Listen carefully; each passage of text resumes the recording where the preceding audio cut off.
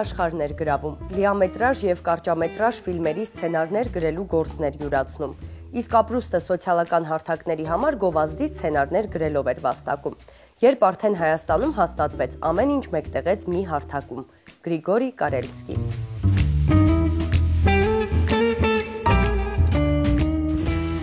Առաջին ռուսական բնակավայրերը Հայաստանում 19-րդ դարի 30-ական թվականներին հայտնվեցին։ Հիմնականում Հայաստանի հյուսիսային շրջաններում, որտեղ կլիմայական պայմաններն ավելի հարազատ էին նրանց։ Այսպիսով ռուսական համայնքն այստեղ ավելի քան 170 տարվա պատմություն ունի։ Հայաստանի գրեթե բոլոր քաղաքներում ռուսներ էին ապրում։ Այսօր էլ ռուսական համայնքը երկրում ազգային խոշոր համայնքներից մեկն է։ Գործում են մի շարք ռուսական դպրոցներ, 10 ռուսական եկեղեցի կա։ Վերջին մարդահամարի տվյալներով Հայաստանում մոտ 15,000 ռուս է ապրում։ Գրիգորի, այսօր ձեր հարցազրույցն էի ես նայում եւ այնտեղ ասում էիք, որ ձեզ հետաքրքրում են ցուցատախտակները եւ հայերենը կարելի ասել հենց ցուցատախտակներից եք սովորում, կպատմեք մի քիչ։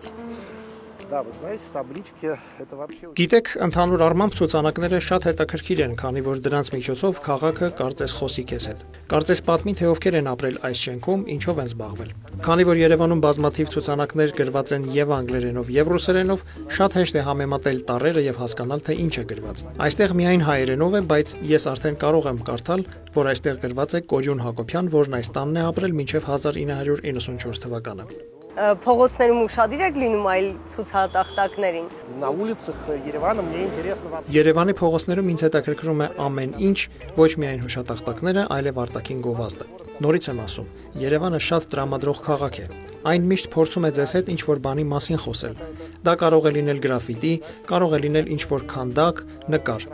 Հիմա հսկայական գրաֆիտիներ են անում պատերին, օրինակ Սարյան փողոցում եւ այլ վայրերում։ Այսինքն այս առումով ինձ դուր է գալիս, այսպես ասած, շփվել այս քաղաքի հետ եւ ինձ հետաքրքիր է, թե ինչ է այն փորձում հայտնել ինձ։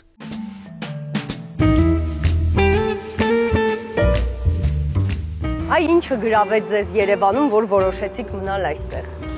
Знаете, я первый раз приехал летом 20. Գիտեք, ես առաջին անգամ եկա 2022-ի ամռանը եւ հասկացա, որ Երևանն առհասարակ շատ ամառային քաղաք է, քանի որ ամռանը ընտանիքները զբոսնում են մինչև գիշերվա ժամը 3-ը։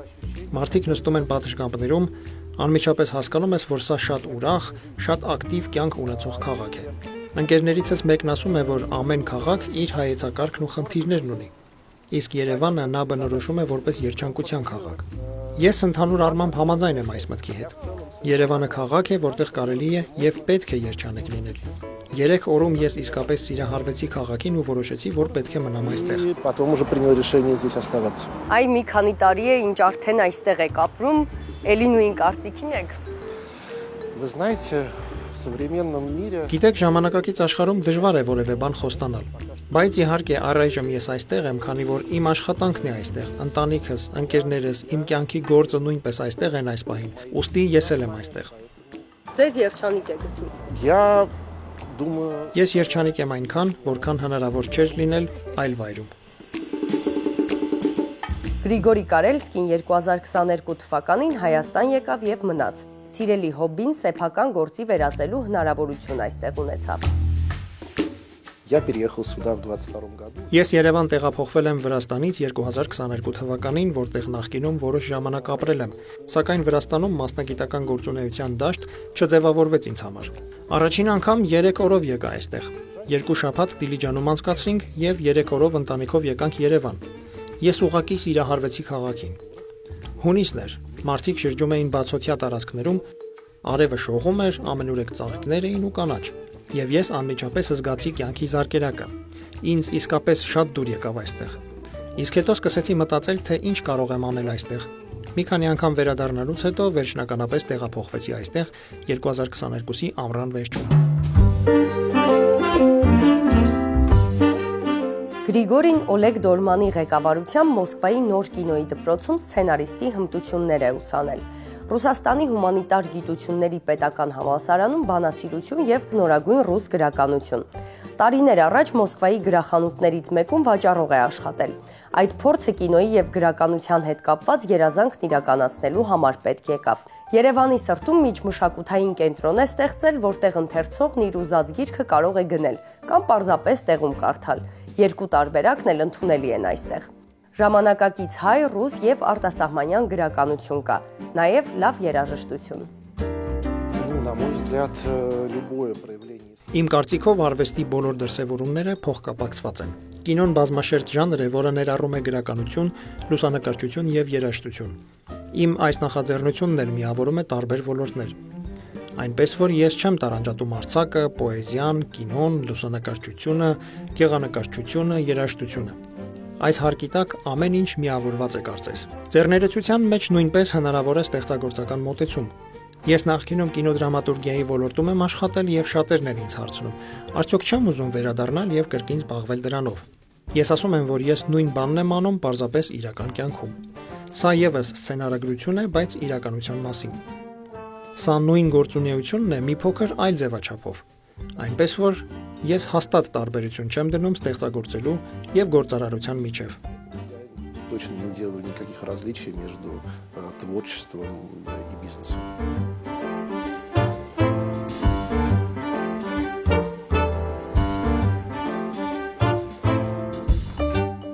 Գրիգորի, կպատմեք նման ինքնատիպ գրախանութ, գրադարան եւ մշակութային կենտրոնի ստեղծման մասին, որևէ տեղ տեսել եք, թե ձեր գաղափարներ։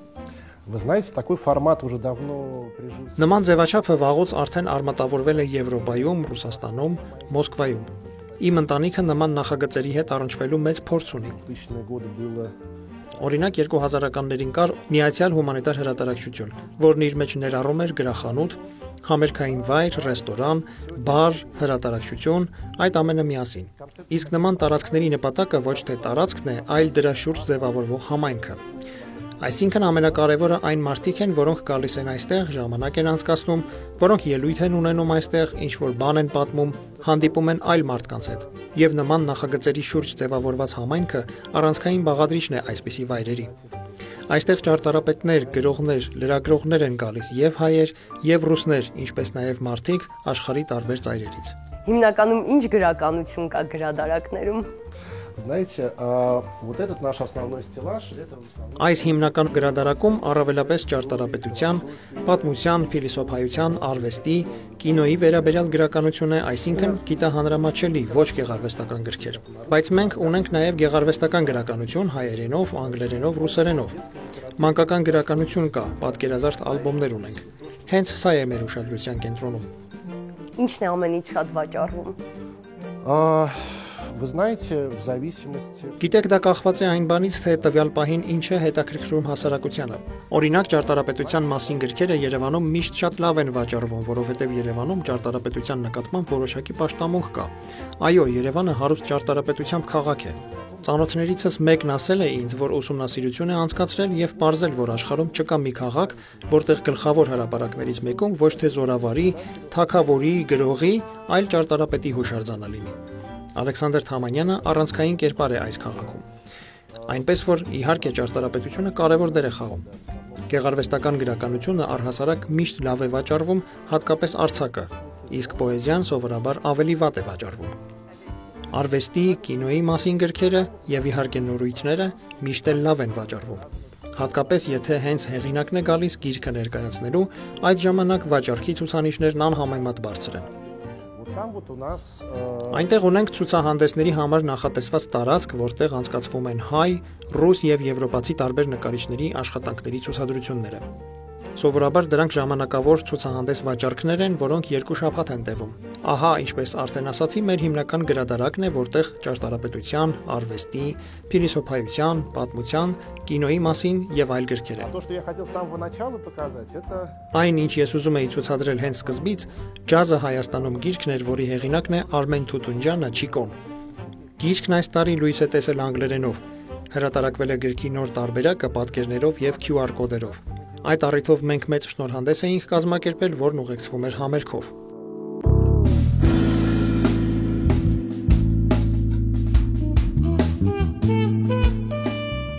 Իսկ ինչ նոր հեղինակների եք բացահայտել, որոնք ներկայացված են գրախանութում։ Вы знаете, я сейчас читаю книгу Коли Степаняна. Ես այս պահին կարդում եմ Կոլյա Ստեփանյանի գիրքը, մի քանի օրից տեղի կունենա նաև այդ գրքի շնորհանդեսը։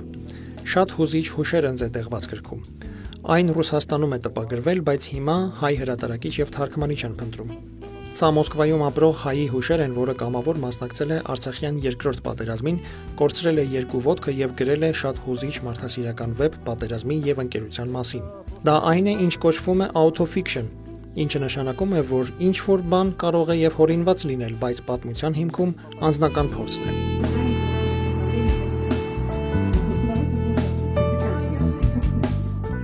Вообще сейчас у нас начинается фестивальный сезон. Հիմա արդեն փառատոնային շրջանը սկսվել է, ինչը նշանակում է, որ ամեն օր մեր տարածքում ինչ որ բան է կատարվում։ Գրեթե ամեն օր միջոցառումներ կան։ Հիմնականում փառատոններ կամ շնորհանդեսներ, դասախոսություններ, համերգներ, այնպես որ մենք շատ հետաքրքիր ծրագրեր ունենք։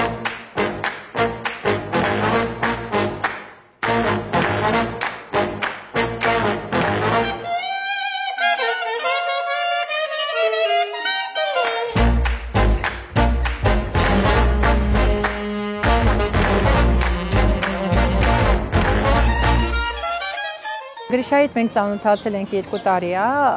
ու առաջի օրվանից ոնց որ սա դարել է մեր կարամ ասենց ասեմ տուն օֆիսը, որտեղ մենք հանդիպումներ ենք անում ու միշտ փորձում ենք գանք բոլոր իրանց միջոցառումներին, որտեղ շատ վառ մարդիկ են ստեղ գալիս ու գրադարանից ենք օգտվում արդեն 2-րդ տարի մենք հավաքում ենք մեր բժիշկների եւ կամավորների հետ։ Ստեղ մեր մոտ բաց սրտերի օրն է, տենց է կոչվում մեր միջոցառումը։ Մենք այսօր առավոտվանից ընդունում ենք Արուն Յոլան կենտրոնի հետ։ Դա շատ կարևոր է, որ ամեն հայ հասկանա, որ նա կարող է մի հոգին փրկի 3 հոգուն։ Այդ բարձ մաթեմատիկան կարելի է միշտ հիշել ու փրկել կյանքեր։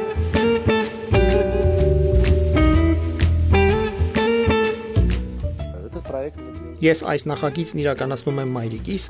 Մաշա Կարելսկայայի հետ, որն ինձ շատ է օգնել բոլոր փուլերում, քանի որ Ռուսաստանում նմանատիպ նախագծերի մեծ փորձ ունի։ Նա արդեն 20 տարի է զբաղվում է մշակութային ռեստորաններով։ Այստեղ են գալիս լրագրողներ, դիզայներներ, նկարիչներ, որոնք անընդհատ ինչ-որ գաղափարներ են մշակում։ Մենք նրանց հետ միասին անընդհատ ինչ-որ բան ենք անում։ Այս ոլորտներում ձեռք բերեցինք հսկայական թվով հայ ընկերներ, որոնց հետ մենք բարբերաբար հանդես ենք գալիս ամենատարբեր նախագծերով։ Տեղափոխվեցինք Հայաստան 3 տարի առաջ։ Առաջին անգամ էի այստեղ, հայտնվեցի մի գեղեցիկ երկրում։ Ես անմիջապես սիրահարվեցի այս քաղաքին եւ ցանկացա ինչ-որ բան անել այստեղ։ Առհասարակ աշխատում եմ Մոսկվայում։ Երկար տարիներ գործունեություն եմ ծավալում ռեստորանների, սրճարանների ոլորտում։ Նաեւ գեղեցկության սրահների ցանց ունեմ։ Դե այդ բիզնեսը շարունակում է գործել։ Այնպես որ ես պետք է անընդհատ տեղից տեղ գնամ Մոսկվայից Երևան եւ հետ։ Պարզվեց, որ դա այնքան էլ հեշտ բան չէ, բայց ես իսկապես սիրում եմ այս հայկական նախագիծը եւ շատ ժամանակ ջանք ու հոգի եմ ներդնում այս գործի մեջ։ Արտաքուստնը շատ փափուկ եւ կիրթ, բայց իրականում բավականին ամուր, կոշտ ու համառ բնավորություն ունի։ Եթե նա կարծում է ինչ-որ բան լավ է կամ վատ, նա երբեք չի փոխի իր կարծիքը։ Նա շատ է սիրում Հայաստանը եւ ինձ թվում է, որ այս 3 տարիների ընթացքում շատ լավ բաներ է հասցրել անել, այդ թվում նաեւ Հայաստանի համար։ Մեր այս ընդհանուր նախագծի շուրջ նա շատ հայ համախոհների հավաքեց։ Հասկանալի է, որ նրանք մեծամասամբ ռուսախոս հայեր են, մտավորականներ, ճարտարապետներ, բանաստեղծներ, գրողներ։ Այժմ նա զբաղվում է գրահրատարակչական գործունեությամբ հայ հրատարակիչների հետ, որոնց հետ նաև ընկերություն է անում, շփվում։ Նա շատ լավ գործընկեր է։ Մենք շատ մտերիմ ենք։ Աշխատանքի վերաբերյալ տարաձայնություններ չենք ունենում։ Նա իսկապես հետաքրքրված է մշակույթով եւ գրքերով։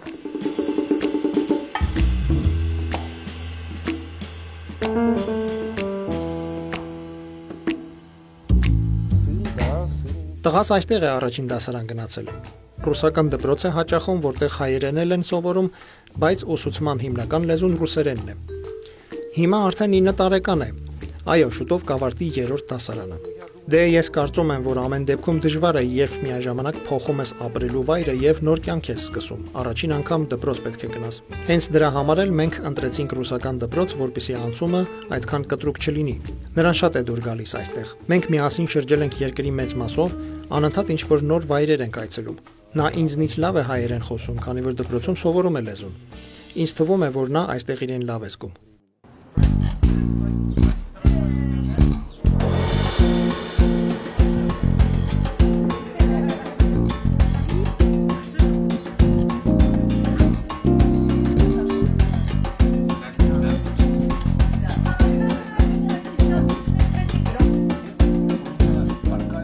Գրիգորի, խնդրում եմ ներկայացրեք ձեր ընկերներին։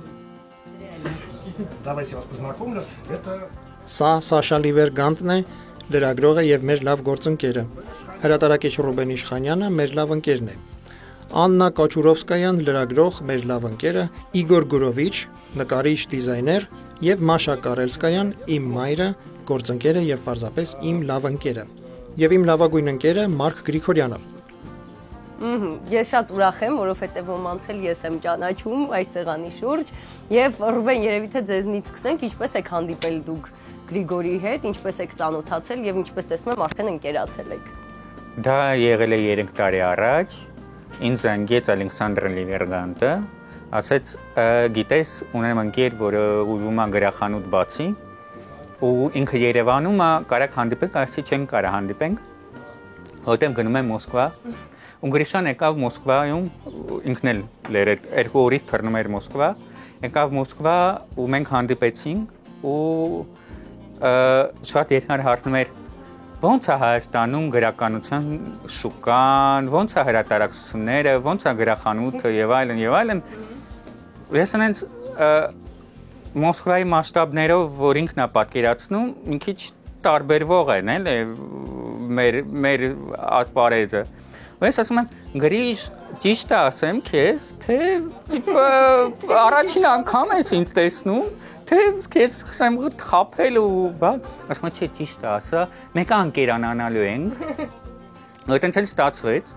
ու ճիշտն ասած 3 տարվա ընթացքում այդքան շփում իմ մոտ երևի ոչ մեկի հետ չի եղել, որովհետև մենք առավոտը զարթնում ենք բարև ոնց ես, ինչ կա չկա ու վերջանում է դե լավ,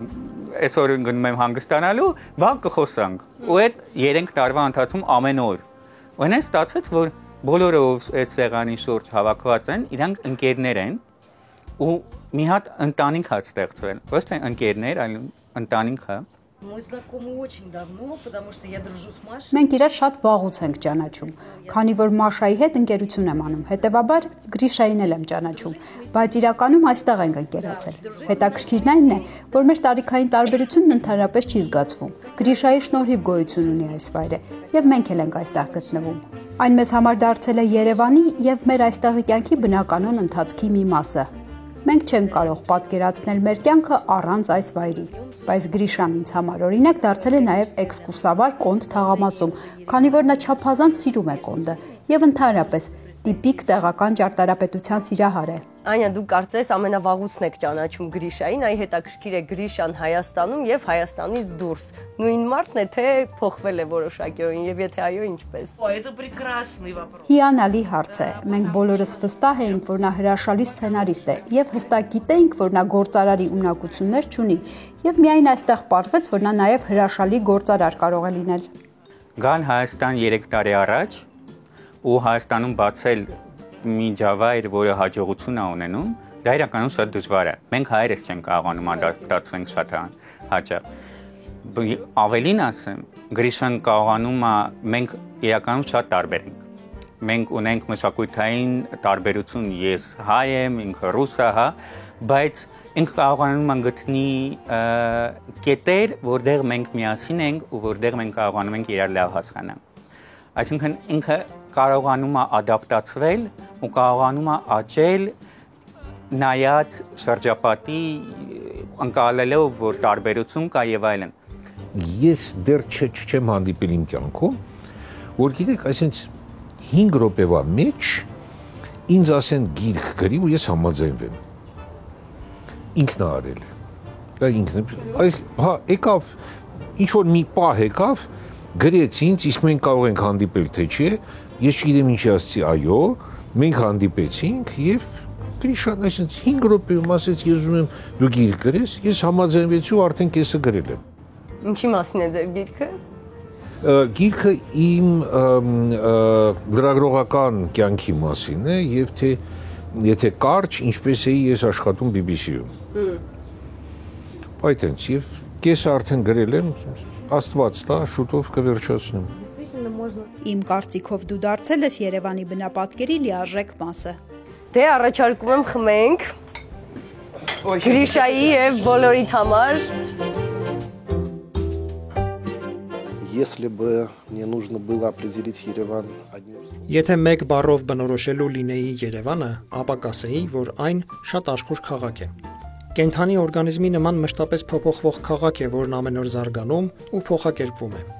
Նույնիսկ այս 3 տարիների ընթացքում, ինչ ես այստեղ եմ, տեսնում եմ, թե ինչպես է փոփոխվում քաղաքը։ Երբ նոր էինք տեղափոխվել այստեղ, եւ ես արդեն բանակցում էի տարածքի ձեռքբերման շուրջ, ես սկսեցի ծանոթանալ բոլորի հետ, պլանավորել ամենօրյա հանդիպումներ։ 3 տարի անց ես սա իմ տունն եմ համարում։ Եթե ինչ որտեղ եմ գնում, Եվրոպա օրինակ, վերադառնում եմ այստեղ, այնպես կարծես տուն վերադառնամ։ Միշտ անհամբեր սպասում եմ տուն վերադառնալուն։ Մյուս կողմից իհարկե մենք այստեղ օտար ենք։ Այո, սա ոչ վատ է, ոչ լավ։ Պարզապես մենք մի այլ համակարգից մտել ենք արդեն կայացած հայ հասարակություն եւ փորձում ենք գտնել մեզ այստեղ։ Կդառնանք հայ հասարակության լիարժեք մասնիկը թե ոչ, կյանքը ցույց կտա։ Սա ընտելանալու, հաղորդակցվելու, փոխազդեցության, միմյանց ճանաչելու, փոխադարձ հետաքրքրության երկար գործընթաց է։ Եվ դա իրականում այն է, ինչ մենք անում ենք այստեղ։ Մենք փորձում ենք ավելի լավ ճանաչել միմյանց։